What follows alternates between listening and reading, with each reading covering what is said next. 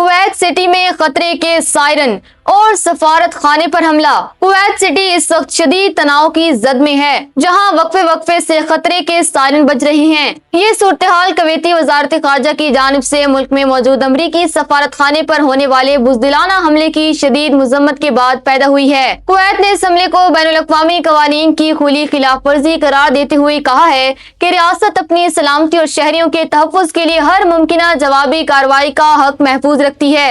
Bahrain का फिजाई दिफाई और मिसाइलों की तबाही। बहरीन की वजारत दिफा ने एक बड़ा दावा किया है कि हालिया जंग के आगाज से अब तक उनके फिजाई दिफाई निजाम ने ईरान की जानिब से दागे गए मजमूई तौर पर 73 बैलिस्टिक मिसाइलों और 91 ड्रोन्स को कामयाबी से निशाना बनाकर फिजा में ही तबाह कर दिया है। बहरीनी हकाम के मुताबिक उनका दिफाई निजाम किसी भी किस्म की जारहियत को नाकाम बनाने के लिए पूरी तरह मुस्तैद है। ओमान में सलाला बंदरगाह के करीब ड्रोन गिर गया।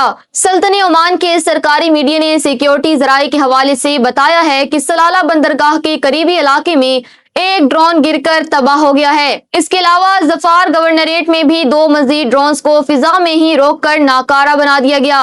ओमान की जानिब से जारी बयान में वाज़ेह किया गया है कि इन वाक़यात में कोई जानी नुकसान नहीं हुआ और सिक्योरिटी फोर्सेस सूरत हाल का बारीक बीनी से जायजा ले रही हैं। गैस सप्लाई में खलल और आलमी ईंधन का बहरान। ईरान इसराइल जंग के बाइस आलमी सतह पर ईंधन का बड़ा बहरान सर उठाने की पैदावार मुअत्तल किए जाने लगा है। कतर की जानिब से LNG के बाद भारत में गैस सप्लाई कम कर दी गई है, जबकि यूरोप में गैस की कीमतों में 30% से जायद का रिकॉर्ड इजाफा हुआ है।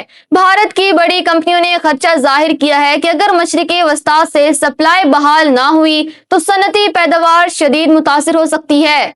इर्दन और मकबूजा इलाकों में ईरानी मिसाइल नाकाम। इसराइली मीडिया की रिपोर्ट्स के मुताबिक इर्दन, मकबूजा मगरबी किनारे और बैतुल मुकद्दस की फिजाई हदूद में ईरान के 4 बैलिस्टिक मिसाइलों को फिजा में ही तबाह कर दिया गया है। फिजाई दिफाई निजाम ने इन मिसाइलों को उनके हदफ तक पहुंचने से पहले ही मार गिराया। अभी तक इन मिसाइलों के मलबे से किसी जानी या माली नुकसान की इत्तला मौसूल नहीं हुई है।